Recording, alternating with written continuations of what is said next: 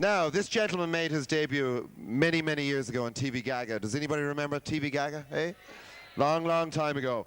Now only 24 years of age, Sean Hughes, they tell me, has been tipped by those who should know to be one of the ascending stars. The man has already tackled Channel 4's Friday Night Live and BSB's The Last Laugh and The Jonathan Ross Show. And anybody who survives Jonathan Ross is worth looking at. Would you please welcome Mr. Sean Hughes?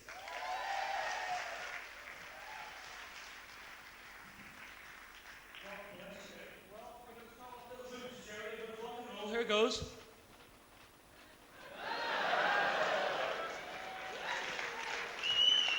Seven hours that was up there, you know. But I love you people too much. So has everyone been picking up on the political connotations behind the act so far? No, good, because I'm being a little subtle tonight, but tonight I'll be making a lot of political statements with my hair, right? So watch out for that. South Africa? Right, so it's great to be in the Olympia, because I must say, out of all the venues I've played in the world, this is definitely the one I'm in tonight, so which appreciate that. No, because I'm not one of these performers who patronizes their audiences. I'd never do that, boys and girls, because it's cheap. Hey, you're beautiful. But hey, you're beautiful. Hey. Well, it's great to be in the Olympia tonight.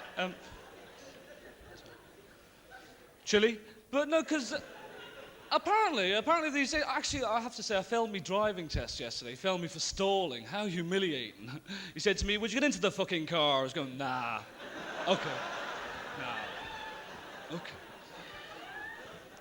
So he found me for that. That's terrible, you know. But apparently these days, if you want to do stand-up comedy, you have to talk about sex, religion, and flying. Well, frankly, I'm going to talk about things that happened to me. Came over here tonight on the plane and sitting beside the Pope. Fucked him. Didn't really. Oral sex for Catholic, for God's sake, come on. But so, well, the World Cup was quite good, but did anyone notice that guy at every match with the little sign saying John 3:16? It's the gospel, you know. I looked it up the other day, and the quote is, the meek will inherit the earth if they play 4-4-2 formation. So. I was listening to some of that Wimbledon on the radio. I was listening to it on the radio, and I thought it was an erotic play for the first 10 minutes. I said, fault. Oh, fuck. But I'm not frightened of flying, because recently I was traveling, and the air hostess was getting us relaxed, you know, giving us massages and stuff, like travel first class. and then she says, well, the pilot would like to come out and have a quick word with you now. And the pilot came out and said, I'd like to thank Jimmy Savile for fixing it for me today to fly the...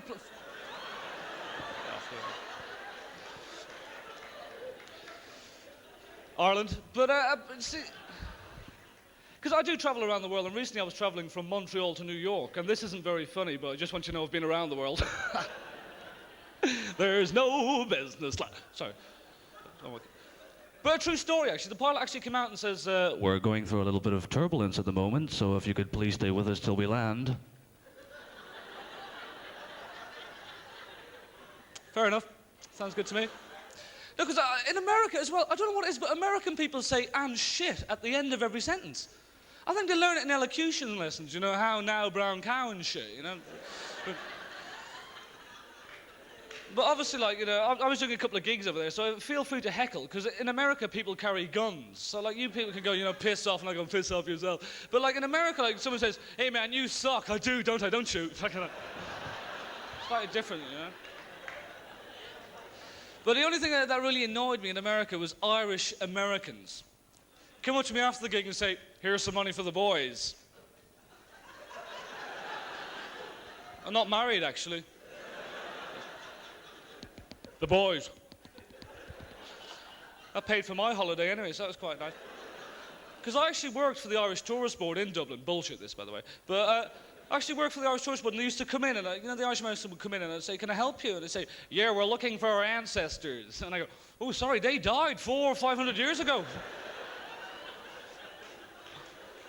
Sorry to break the bad news to you.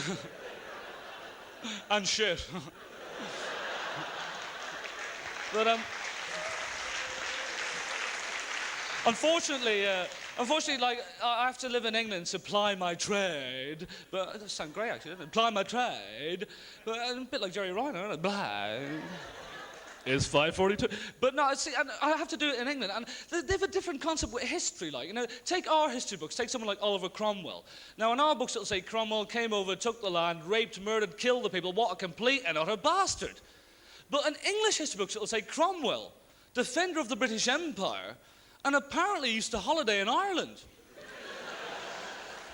So, slight difference of opinion there. But I did say I do travel around the world, and I do a lot of hitchhiking. And I don't know what it is when you're hitchhiking, but you always get into the car and you go, thanks very much for the lift, mate. And they'll go, him. What? And you can say what 3 times before it becomes very embarrassing. And then you have to go through every non-committal expression you've ever learned in your whole life. Because you'll be there saying, him. Sometimes. Oh, no. Occasion. The weather, yeah. Yeah, you're right there, yeah, definitely. Because we're told we're not very honest people. Like, you know when you go into the barbers and they make a complete fuck of your hair, you know? And they go, how is that? Fine, thanks. Yeah, I'll ask for you next time, thanks. I've always wanted to look like Peter Beardsley. Much appreciated, thank you. France. But because we are not very honest. Like, it's like, you know when you go to school, the first day you go to school, like, you say, why were you late? And you say the bus broke down, the car was late, you know, that kind of stuff. I was on drugs when I said that. But, no, you say, I'd like to see kids be honest, like, you know, why were you late this morning, Sean? Well, I thought, you know, double maths this morning, sir, so I thought, fuck, I'll have a lie-in. Have a note to that effect tomorrow, certainly, there you go. But, like, and it's like the first day when you go to school, you try to meet people as well. You know, you try to, you know, relax and stuff. And they say, so what's your name? You go, Sean. And where are you from? Fur House. And then they go, so when did you lose your virginity, eh? Hey! I say, I don't think that's any of your business, Father Murphy, okay? No, but, and your mates are just as bad. They kind of come sauntering up to you, kind of going, lost my virginity last night. Like, really cocky, had microphones and everything. Pissed me off, something rotten, you know? Lost my virginity last night, Sean. When did you lose yours? Well, actually, I haven't yet.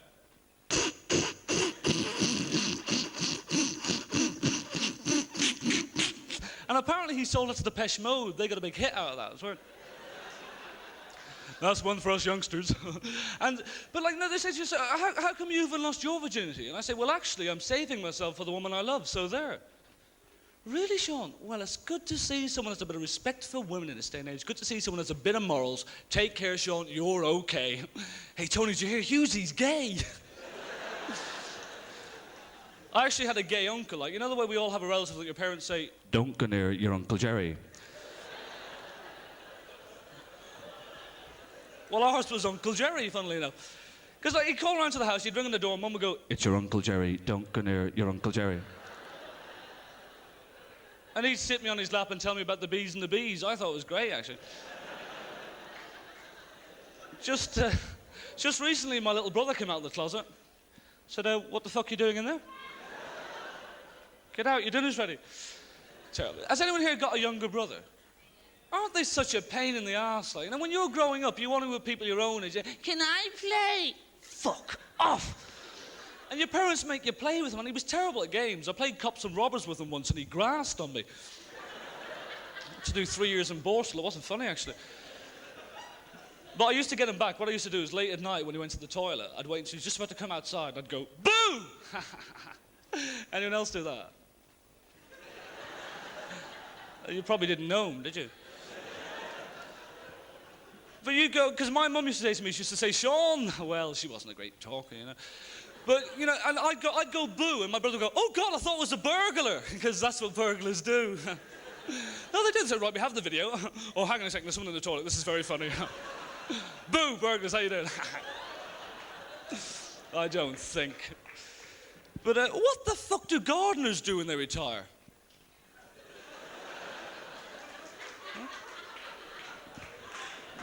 Baffles me, that one.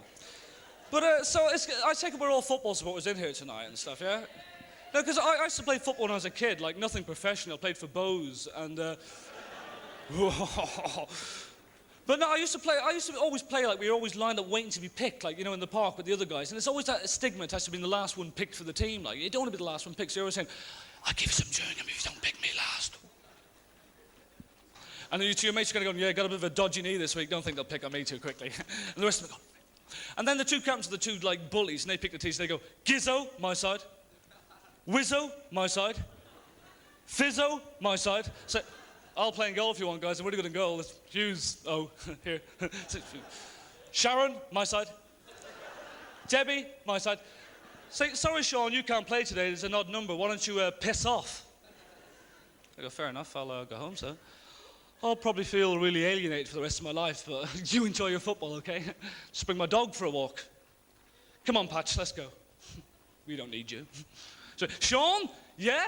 Patch is picked. Have a good game, Patch. He actually plays for Shamrock Rovers now, a bit of extra money for the house. But no, I want to finish off and talk about drink, because I think we do delude ourselves with drink. Like, you know, do you ever go into a public toilet when you're really drunk and you're washing your hands and you look in the mirror and you think, who the fuck is that? Then you push the old man out of the way and go, thank God. And do you ever find by the end of the night you're actually on the floor? Is anyone going to admit to being on the floor at the end of the night? And it's not because you're pissed, it's because you've got so much loose change in your pocket you can't stand up.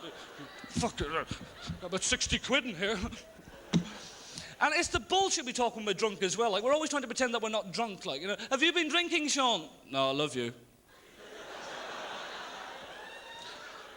Wouldn't say it if I didn't mean it, no. In fact, you're the most important person in the world to me.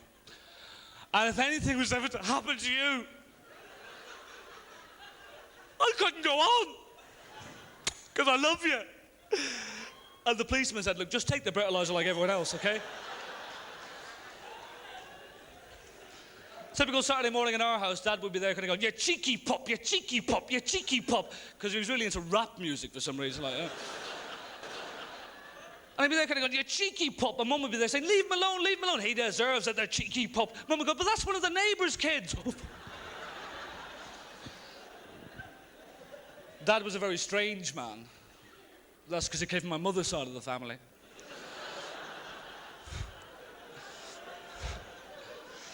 Italy. But I'm going to finish off now and tell you about the most embarrassing thing that ever happened to us. The most embarrassing thing was I was having sex once, and another really embarrassing thing was... No,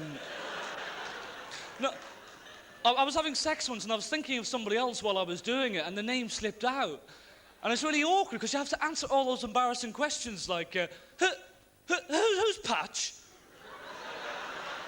Just a dog I play football with, that's for sure. Enjoy the rest of the show. I'll see you again sometime. Good night.